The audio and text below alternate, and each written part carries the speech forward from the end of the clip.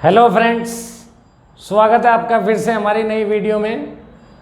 हमने last video जो journal entries part 4 के नाम से थी हमारी, उसमें कुछ सेल्स से रिलेटेड जर्नल एंट्रीज हमने कंप्लीट की थी। तो जर्नल एंट्री वाला ये टॉपिक आगे कंटिन्यू करते हुए आज कुछ बैंक से रिलेटेड एंट्रीज करते हैं कि बैंक के साथ हम ट्रांजैक्शन करते हुए क्या क्या एंट्री करेंगे। तो हेडिंग दे रहा हूँ मैं यही, entries related to bank account.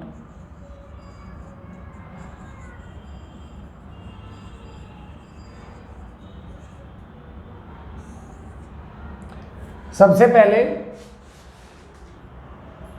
Cash account का, जैसे हम बोलते हैं कि कैश एक एसेट है और रियल अकाउंट वाला रूल अप्लाई होगा कैश के ऊपर। जब पैसा आएगा बिजनेस के अंदर तो कैश डेबिट हो जाएगा, पैसा जाएगा बिजनेस से तो कैश क्रेडिट हो जाता है अकॉर्डिंग टू रियल अकाउंट वाले रूल के हिसाब से। अब कुछ बच्चों की हैबिट है कि बैंक अकाउंट को वो जब भी डेबिट या क्रेडिट करते हैं तो डेबिट वर्ड कम्स इन या क्रेडिट वर्ड्स गोज आउट ही बोलते हैं कि बैंक में पैसा आया है, डेबिट वर्ड कम्स इन, इसलिए डेबिट हो गया। बैंक से पैसा गया है, credit words goes out, credit हो गया। वो गलत है। बैंक एक पर्सनल अकाउंट है।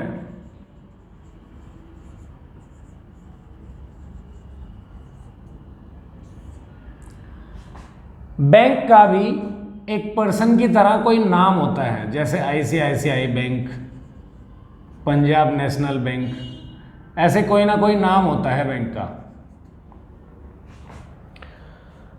हमने पढ़ा हुआ है टाइप्स ऑफ अकाउंट्स में कि पर्सनल अकाउंट के 3 टाइप होते हैं। एक नेचुरल पर्सन, जो राम श्याम मोहन सोहन कोई भी, जैसे हम लिविंग थिंग जो होती हैं वो नेचुरल पर्सन में आ जाएंगी।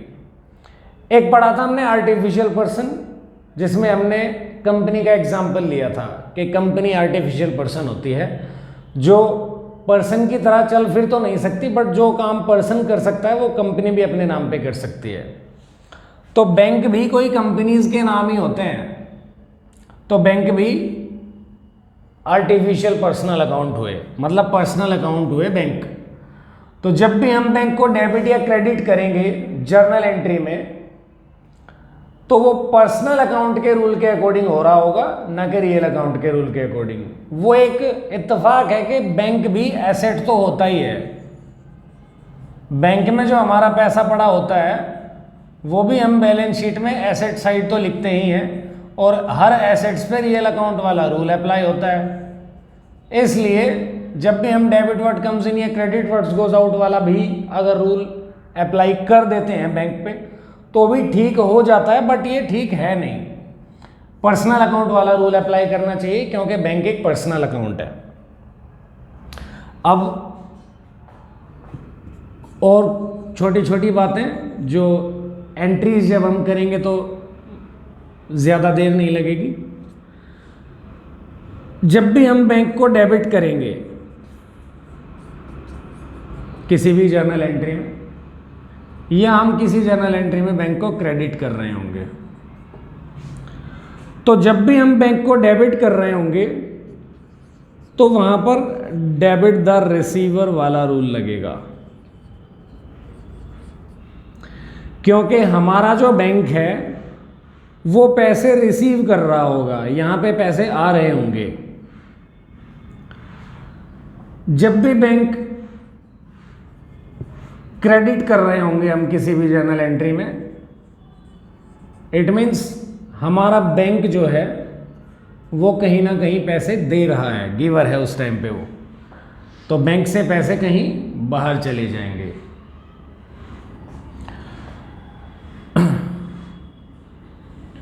बैंक के साथ या तो हमारी ट्रांजैक्शन रहेगी कि हमने पैसा बैंक में डिपॉजिट किया है, तो बैंक वहां पर रिसीव कर रहा होगा अमाउंट,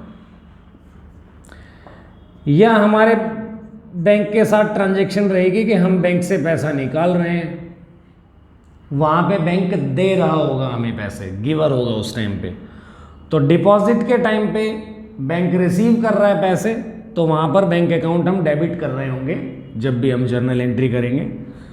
विड्रॉल के टाइम पे बैंक हमें पैसे दे रहा है तो वहाँ पे हम बैंक अकाउंट को क्रेडिट कर रहे होंगे क्योंकि वहाँ बैंक एक गिवर है। इन चीज़ों को आप दूसरे तरीके से भी समझ सकते हैं कि बैंक के लिए हमारा जो पैसा है, बैंक के लिए हमारा जो पैसा है वो लायबिलिटी होता है।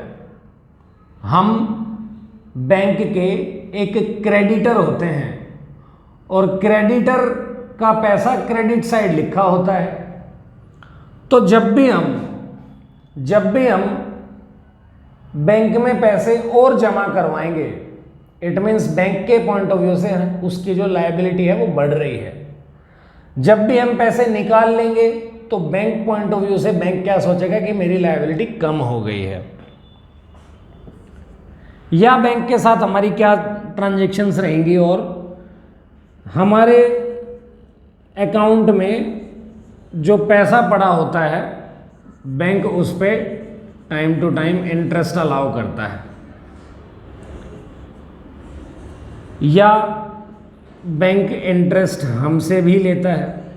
मान लीजिए हमने कोई लोन लिया हुआ है, या बैंक चार्जेस भी कटते हैं हमारे। कुछ ऐसे सर्विसेज होती हैं जो बैंक हमें देता है, जैसे हमारे मोबाइल पे डिपॉजिट या विड्रॉल का मैसेज आता है तो मान लीजिए उनका कोई चार्जेस अगर डिडक्ट हो रहे हैं तो वो बैंक चार्जेस के नाम से आ जाएंगे। ऐसा भी होता है कि बैंक में हम एफडी करवा रहे हो, ऐसी भी कोई ट्रांजैक्शन पढ़ेंगे हम। फिक्स्ड डिपॉजिट कराया आपने और कोई कस्टमर है जिसने डायरेक्ट डिपॉजिट करवा दिया है हमारे अकाउंट में, तो भी हमारे बैंक अकाउंट में ही पैसा आएगा। या बैंक ने हमारे बिहाफ पे कोई पेमेंट की है, payment on behalf of its customer, या कोई अमाउंट रिसीव किया है ऑन बिहाफ ऑफ कस्टमर,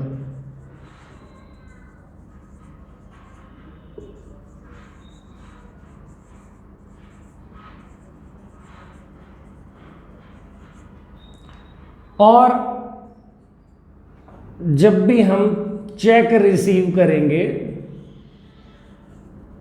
तो कुछ एंट्रीज चेक से रिलेटेड भी सीखेंगे हम। ये जितने भी मैंने एग्जाम्पल्स लिखे हैं इनकी हम एक एक करके अभी जर्नल एंट्री पास करेंगे। किसी ट्रांजैक्शन में बैंक अकाउंट डेबिट हो रहा होगा, किसी ट्रांजैक्शन में बैंक अकाउंट क्रेडिट हो रहा होगा। मतलब किसी ट्रांजैक्शन की वजह से बैंक में से पैसा कम हो रहा है, किसी ट्रांजैक्शन की वजह से बैंक में पैसा ज़्यादा हो रहा है, बढ़ रहा है। या ये कह सकते हैं कि कोई ट्रांजैक्शन इस तरह की है जहाँ पे बैंक पैसा रिसीव कर रहा है, मतलब बैंक बढ़ रहा है। कोई ट्रांजैक्शन ऐसी है जहाँ पे बैंक पैसा बाहर दे रहा है कहीं, मतलब बैंक वहाँ पे घट रहा है हमारा बैलेंस। तो एक एक करके ट्रांजैक्शन देखते हैं कि बैंक से रिलेटेड क्या क्या एंट्रीज हो सकती हैं हमारी।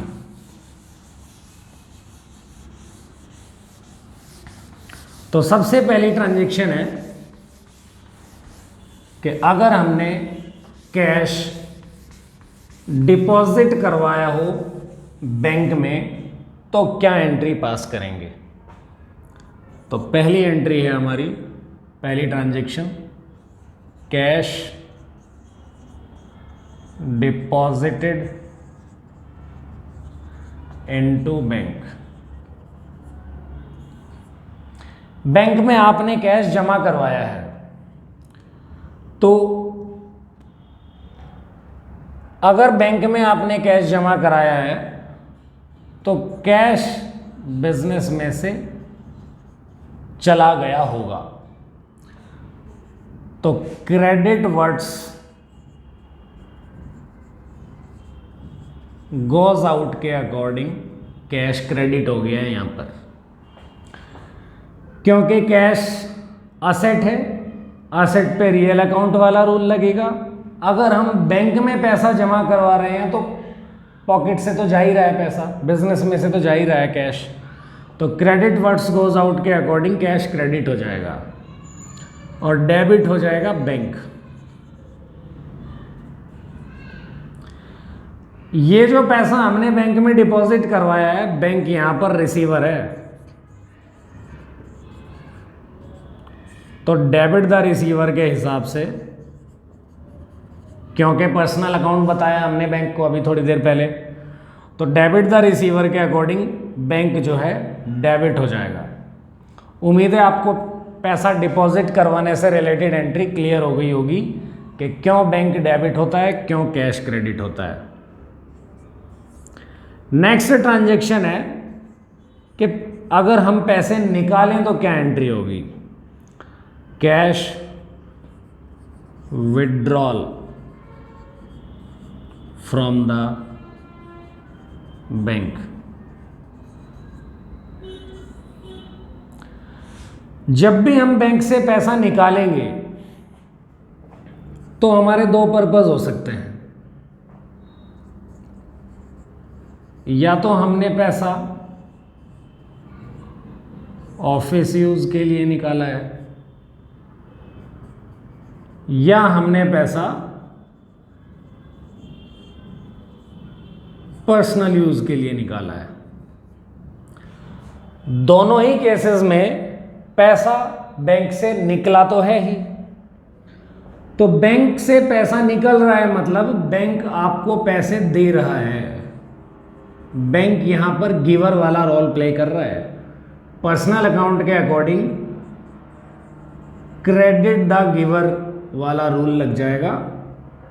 बैंक के क्रेडिट होने का लॉजिक है कि पर्सनल अकाउंट के according credit the giver.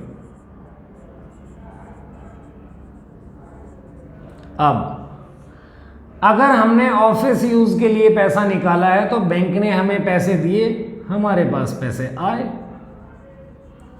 Cash account debit हो जाएगा। कैश एक एसेट है, एसेट पे रियल वाला रूल लगेगा और रियल अकाउंट का रूल है डेबिट वर्ड कम्स इन। तो कैश डेबिट इसलिए हुआ क्योंकि पैसा आ रहा है बिजनेस में, आई हुई चीज़ को हम डेबिट करते हैं रियल अकाउंट के according, debit word comes in. Bank एक पर्सनल अकाउंट है, पैसे अगर बैंक से निकल रहे हैं मीन्स बैंक हमें पैसे दे रहा है, गिवर है यहां पर बैंक, तो क्रेडिट द गिवर के अकॉर्डिंग बैंक क्रेडिट हो गया। अब पर्सनल यूज वाले में भी बैंक से तो पैसे निकल ही रहे हैं, दे ही रहा है बैंक पैसे, बट यहां पर डेबिट में आएगा ड्राइंग। जब भी पर्सनल या प्राइवेट यूज के लिए हम पैसे निकालते हैं तो ड्राइंग ही आता है। जब भी पर्सनल यूज के लिए पैसे या सामान हम विड्रॉ करते हैं तो एक तरह से मालिक की कैपिटल कम हो जाती है वहां पर, but direct capital account debit नहीं किया करते हैं हम, पहले ड्राइंग अकाउंट डेबिट करते हैं, फिर उस ड्राइंग अकाउंट को कैपिटल अकाउंट में क्लोज कर देते हैं, मतलब अल्टीमेटली कम तो कैपिटल ही होता है। सॉरी। नेक्स्ट ट्रांजैक्शन है हमारी अमाउंट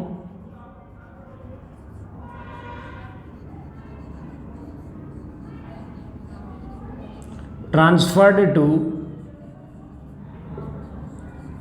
फिक्स्ड डिपॉजिट अकाउंट। अगर हमने एफडी करवा दी हो तो क्या जर्नल एंट्री करेंगे। एफडी एक अलग तरह की इन्वेस्टमेंट ट्रीट की जाती है, एक अलग तरह का असेट ट्रीट किया जाता है। तो बिजनेस में मान लीजिए एक नया असेट बढ़ा, और असेट जब भी क्रिएट होता है तो डेबिट होता है। हमने अमेरिकन अप्रोच के अकॉर्डिंग पढ़ा है कि असेट बढ़े तो डेबिट।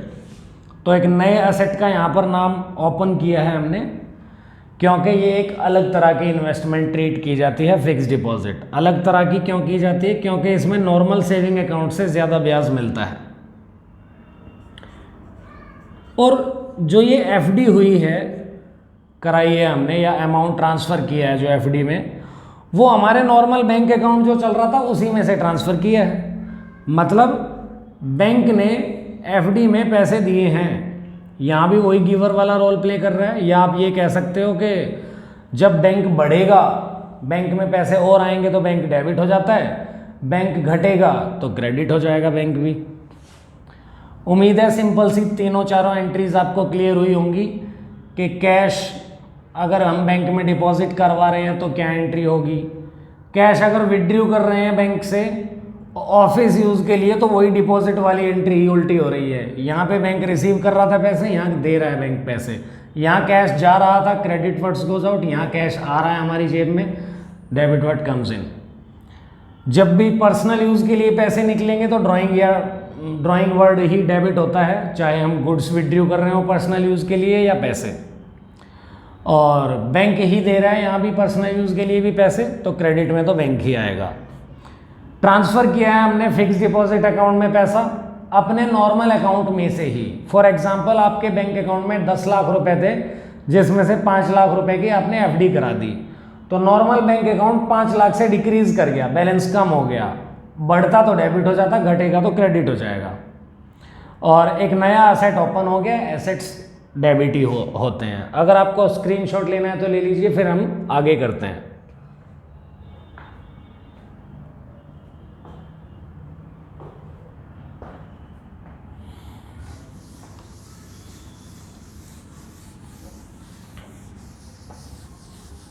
अब नेक्स्ट है कि जो हमारे बैंक में पैसा है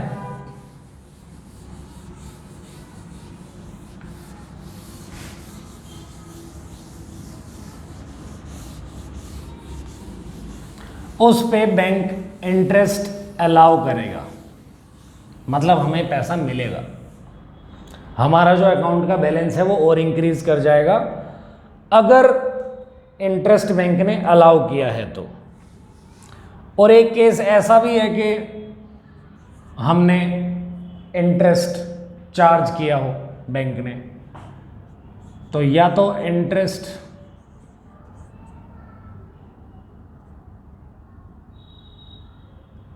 अलाउ किया जाएगा, interest allowed by the bank,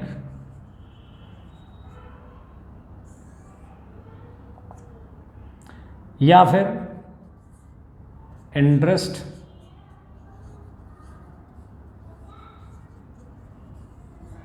charged by the bank.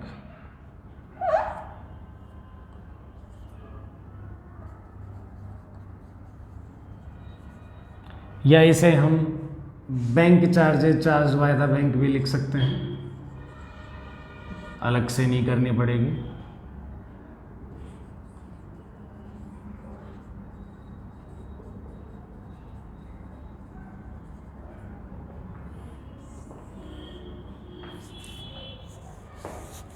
तो अगर बैंक ने हमें इंटरेस्ट अलाउ किया है तो हमें कोई फ़ायदा हुआ होगा, और फ़ायदे according to nominal account credit हुआ करते हैं। फ़ायदे का नाम है इंटरेस्ट। हमें इंटरेस्ट मिला है, एक इनकम हुई है हमारी, तो नॉमिनल अकाउंट के according credit all incomes and gains, हम क्रेडिट कर देंगे इंटरेस्ट को।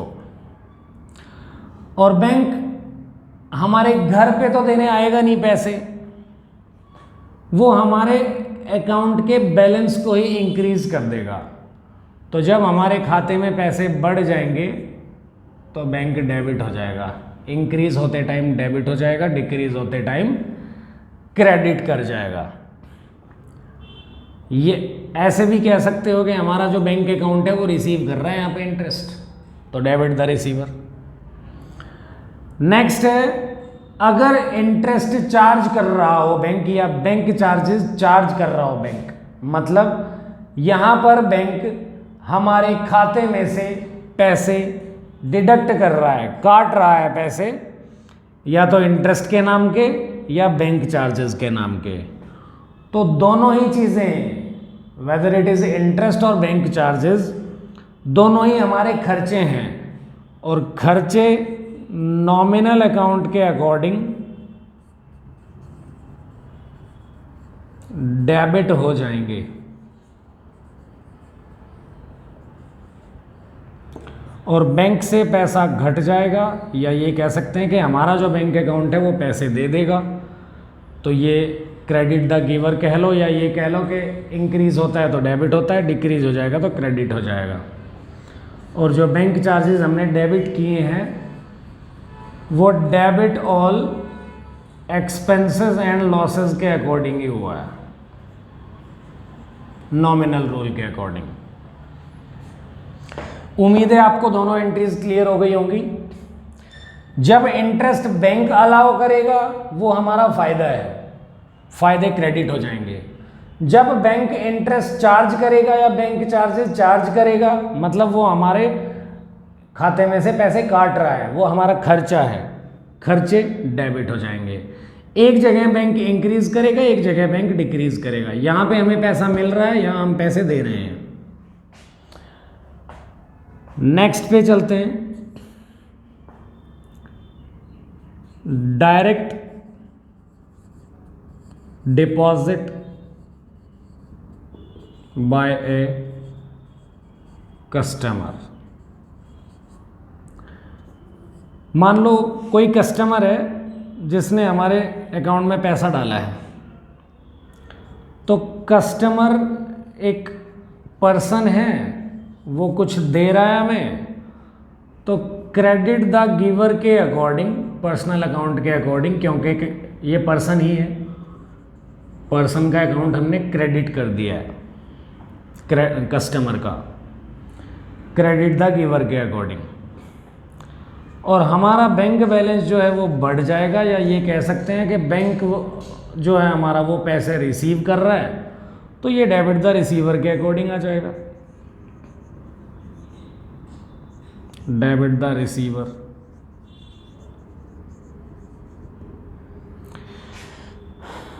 उम्मीद है आपको तीनों ही सिंपल सी एंट्रीज थी क्लियर हो गई होंगी कि जब भी डायरेक्ट डिपॉजिट करेगा कोई कस्टमर, तो कस्टमर एक पर्सन है जो गिवर है, कुछ दे रहा है, क्रेडिट द गिवर के अकॉर्डिंग कस्टमर क्रेडिट हो गया।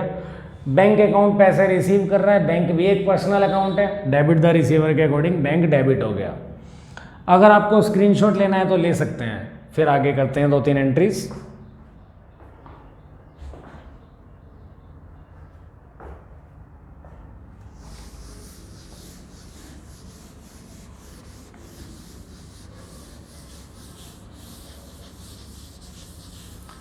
अब नेक्स्ट है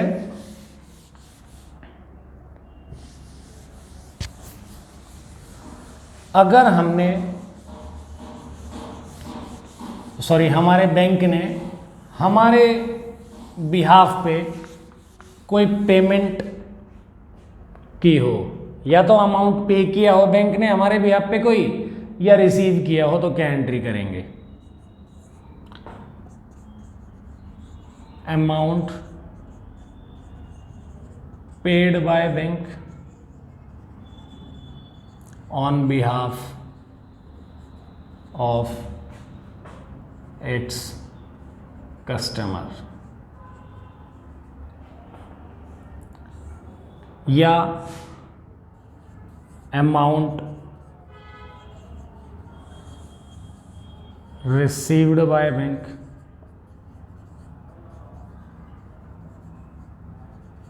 on behalf of its customer। या तो बैंक पैसे पे कर रहा हो हमारे बिहाफ पे, या बैंक पैसे रिसीव कर रहा हो। तो जब भी बैंक पैसे पे करेगा, क्रेडिट द गिवर, क्रेडिट हो जाएगा बैंक, क्योंकि यहां पे बैंक पैसे दे रहा है। जब भी बैंक पैसे रिसीव करेगा हमारे बिहाफ पे, तो बैंक डेबिट हो जाएगा, डेबिट द रिसीवर के अकॉर्डिंग। पे करते टाइम क्रेडिट द गिवर के अकॉर्डिंग क्रेडिट हो जाएगा, रिसीव करते टाइम डेबिट द रिसीवर के अकॉर्डिंग डेबिट हो जाएगा बैंक।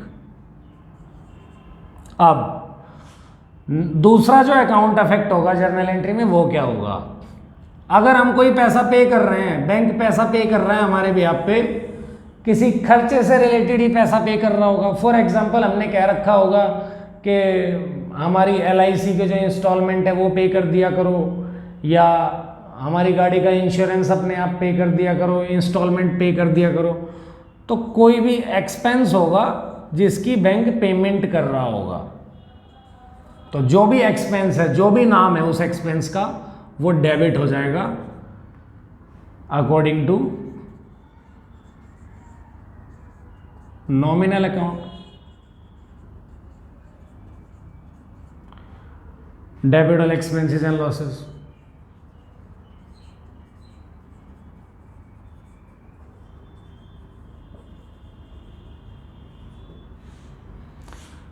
ऐसे ही अगर बैंक कोई पैसा रिसीव कर रहा है, फॉर एग्जांपल हमारा डिविडेंड रिसीव कर रहा है बैंक, या रेंट रिसीव कर रहा है बैंक, तो वो कोई इनकम रिसीव कर रहा होगा हमारी, जो भी उस इनकम का नाम हो वो क्रेडिट हो जाएगी, सेम नॉमिनल अकाउंट के अकॉर्डिंग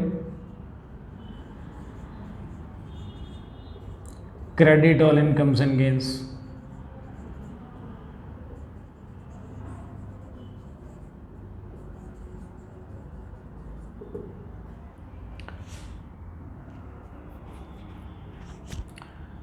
नेक्स्ट है, अगर बैंक चेक रिसीव कर रहा हो तो क्या एंट्री करेंगे?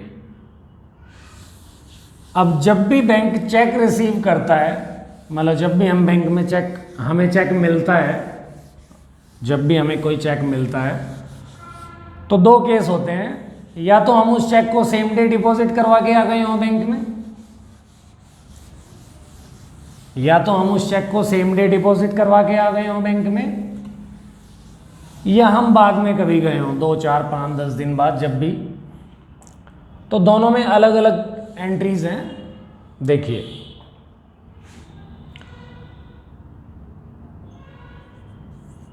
चेक रिसीव्ड, चेक रिसीव हुआ तो deposited into bank same day, या तो सेम डे डिपॉजिट कर रहे हैं हम, या हम बाद में कभी डिपॉजिट कर रहे हैं, डिपॉजिटेड लेटर। तो अगर हम सेम डे डिपॉजिट कर रहे हैं तो बैंक ने कुछ रिसीव किया और हमें हमारे किसी कस्टमर ने चेक दिया होगा, या तो कस्टमर लिख दूं या पर्सनल लिख देता हूं, क्योंकि कोई पर्सन ही होगा जिसने हमें चेक दिया होगा जो हमने बैंक में जमा कराया है चेक। तो बैंक यहां पर रिसीवर है, बैंक से हमने चेक दिया है, और ये गिवर है, इसने हमें चेक दिया है। तो पर्सनल अकाउंट वाला ही रूल लगेगा दोनों जगह, debit the receiver, credit the giver.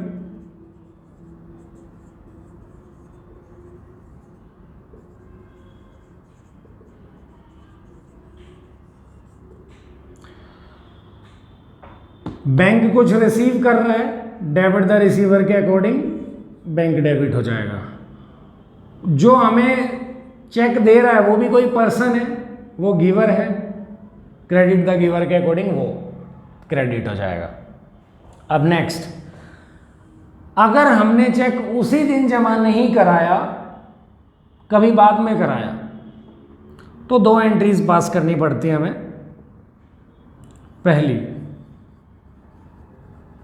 Check in hand account debit to वो पर्सन का नाम, जिसने भी हमें चेक दिया। Next entry, bank debit to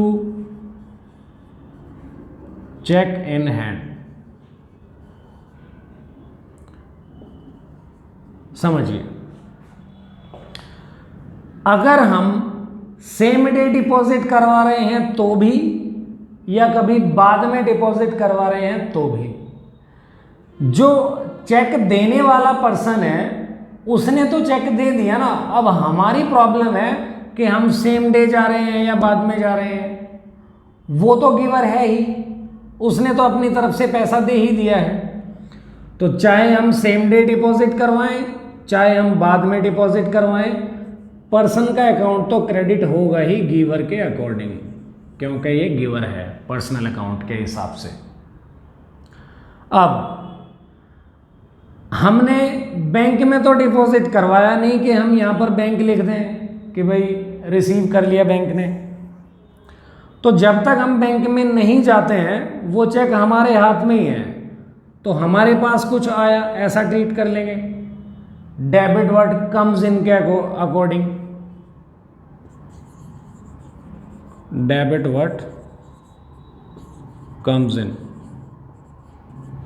हमारे पास आया कुछ जो हमने डेबिट कर लिया अकॉर्डिंग टू रियल अकाउंट। ये गिवर ही था, चाहे सेम डे डिपॉजिट कराएं चाहे बाद में कराएं, इसने अपना पैसा दिया। नेक्स्ट, जब भी हम कभी जमा कराएंगे उस चेक को, तो ये एंट्री कब करनी है हमें? On the date of deposit of cheque into bank. जब हम बैंक में लेके गए हैं चेक को जमा कराने के लिए, ये एंट्री कब पास करते हैं हम? On the date of receipt of cheque by us, जब हमने चेक रिसीव कर लिया हो, ये एंट्री तब करेंगे।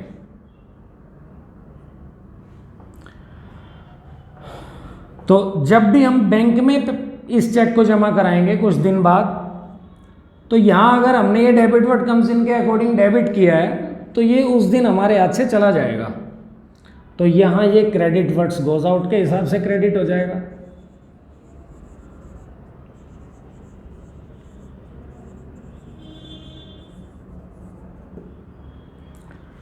यहां ये क्रेडिट व्हाट्स गोज आउट के हिसाब से क्रेडिट हो गया, और बैंक पैसे रिसीव कर ही रहा है। जैसे यहां बताया था कि पर्सनल अकाउंट के अकॉर्डिंग ही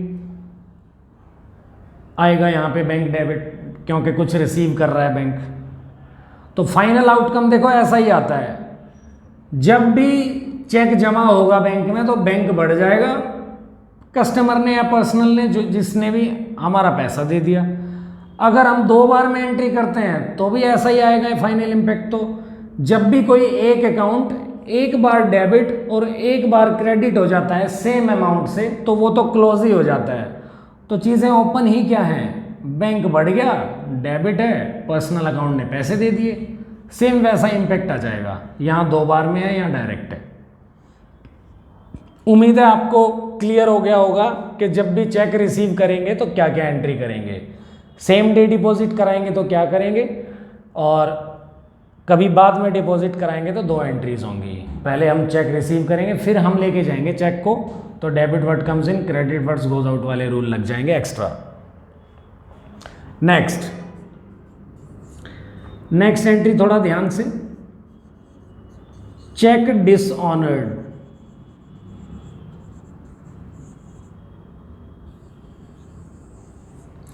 अगर चेक डिसऑनर हो गया हो तो क्या एंट्री पास करेंगे हम? हमने काफ़ी बार सुना है अपने पेरेंट्स से अपनी डेली लाइफ में कि चेक बाउंस हो गया किसी का। तो चेक डिसऑनर का मतलब है कि मान लो मैंने आपसे चेक दिया 50,000 का, मेरे खुद के अकाउंट में 50,000 ना हो, तो क्या आपके अकाउंट में वो 50,000 क्रेडिट होंगे? कभी नहीं होंगे। तो ऐसे केस में जो है चेक डिसऑनर हो जाएगा। तो देखिए चेक अगर डिसऑनर हो जाए तो कैसे एंट्री पास करेंगे। जो हमारी डिपॉजिट वाली एंट्री है, जो हमने डिपॉजिट करते टाइम एंट्री पास की है, उसकी ऑपोजिट एंट्री हो जाएगी, उल्टा कर देंगे उसको।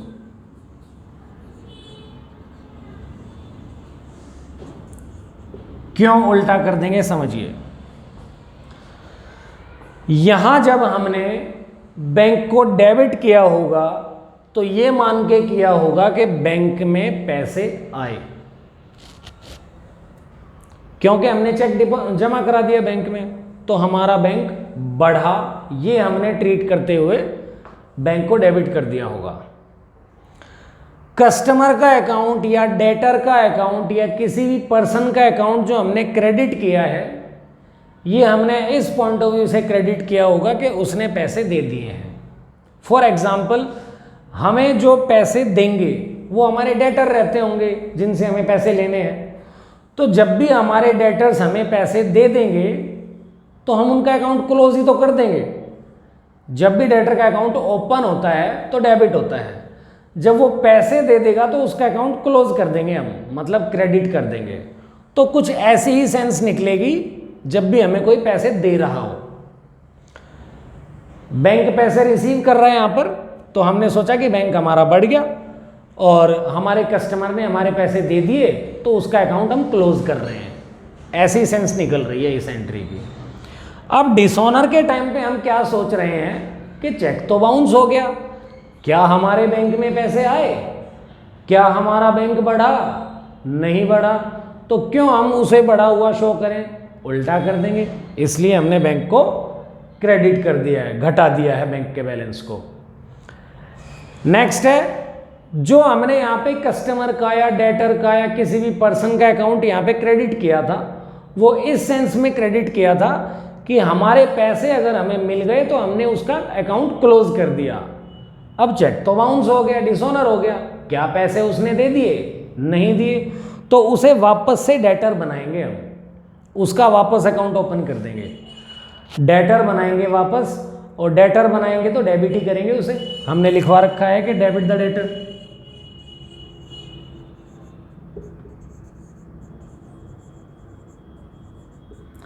तो ये एंट्री इसकी ऑपोजिट है कि जो हमने यहां किया था ऐसा एक्चुअली में नहीं हुआ, इसलिए उल्टा कर देंगे, बैंक को डिक्रीज कर देंगे, कस्टमर को वापस डेटर बना देंगे। उम्मीद है आपको डिसऑनर वाली एंट्री अच्छे से क्लियर हो गई होगी। स्क्रीनशॉट लेना है तो ले लीजिए।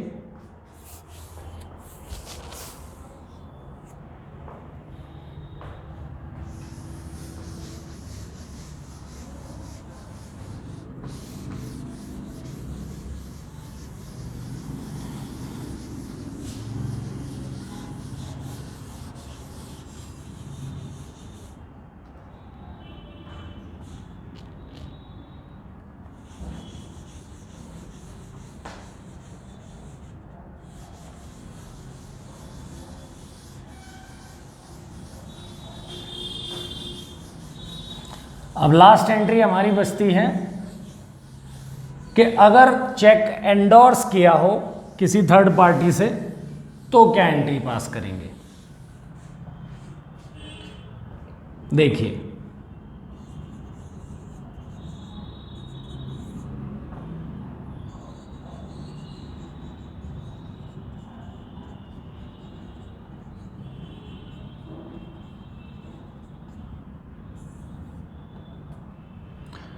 मान लीजिए मैं अपनी बुक्स में रिकॉर्ड कर रहा हूं ट्रांजैक्शन और मेरा नाम है राहुल। मुझे दिनेश नाम के पर्सन से चेक मिला और मैंने वही चेक बैंक में डिपॉजिट नहीं कराया, प्रदीप नाम के पर्सन से मैंने वो चेक ट्रांसफ़र कर दिया।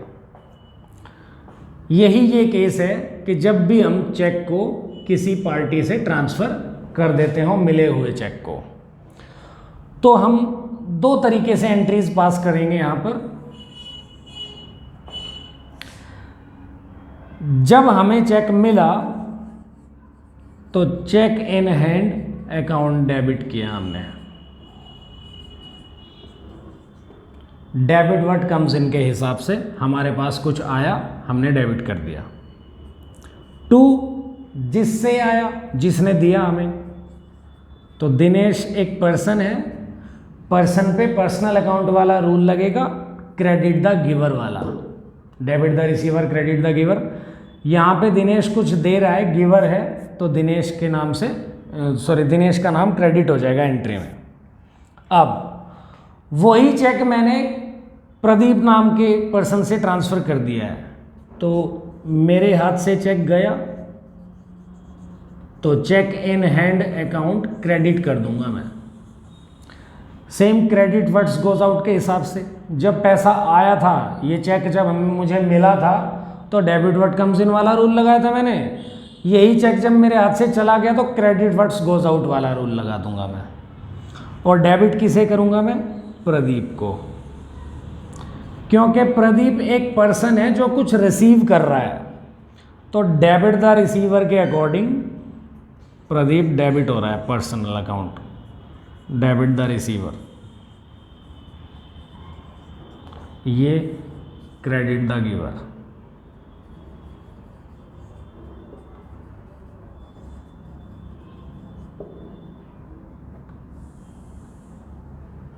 अब जब भी कोई एक अकाउंट सेम अमाउंट से एक बार डेबिट एक बार क्रेडिट हो जाता है तो वो क्लोज हो जाता है। तो आप एंट्री ये भी पास कर सकते हो, मतलब मेरी बुक्स में जो नेट इम्पैक्ट आया वो ये आया कि प्रदीप डेबिट बच गया, दिनेश क्रेडिट बच गया। चेक इन हैंड एक बार डेबिट एक बार क्रेडिट होके क्लोज हो ही गया। तो या तो हम दो एंट्री पास करें, किससे मिला किसे दिया, या हम नेट जो आउटकम आएगा वो एंट्री पास कर दें। दोनों ही सही है। उम्मीद है आपको एंडोर्समेंट वाला केस भी क्लियर हो गया होगा। तो हमने आज बैंक से रिलेटेड एंट्रीज सीखने की कोशिश की, जिसमें हमने सीखा कि बैंक में अगर हम पैसा डिपॉजिट कराएंगे कैश तो क्या जर्नल एंट्री पास करेंगे, चेक डिपॉजिट कराएंगे तो क्या जर्नल एंट्री पास करेंगे, पैसा निकालेंगे तो क्या जर्नल एंट्री पास करेंगे, whether it is for personal purpose या ऑफिशियल पर्पस। फिर हमने सीखा कि बैंक से इंटरेस्ट मिलता भी है हमें या हमारा पैसा कटता भी है किसी चार्जेस के नाम का, उनमें क्या एंट्रीज पास करेंगे हम। एफडी अगर करा रहे हैं तो क्या एंट्री पास करेंगे, चेक बाउंस हो जाए तो क्या एंट्री पास करेंगे, डायरेक्ट कोई कस्टमर हमारे बैंक में डिपॉजिट करा रहा है तो क्या एंट्री होगी। हमने अपने बैंक को कोई इंस्ट्रक्शंस दी हुई हैं कि पर्टिकुलर डेट को हमारे कोई पैसे को रिसीव कर लिया करो या पे कर दिया करो, तो हमारे स्टैंडिंग इंस्ट्रक्शन के हिसाब से बैंक या तो कुछ अमाउंट पे कर रहा हो या रिसीव कर रहा हो तो क्या एंट्री पास करेंगे। हमने ये सारी एंट्रीज सीखी आज। उम्मीद है कि क्लियर हो ही गई होंगी आपको बैंक से रिलेटेड सारी एंट्रीज। अगर आपको हमारी पढ़ाई हुई एंट्रीज अच्छी लग रही हैं या लॉजिक्स जो हम बता रहे हैं वो अच्छी तरीके से आपको क्लियर करने में हेल्प कर रहे हैं, तो प्लीज़ हमारी वीडियोस को ज़्यादा से ज़्यादा शेयर करें और चैनल सब्सक्राइब करें। Thank you.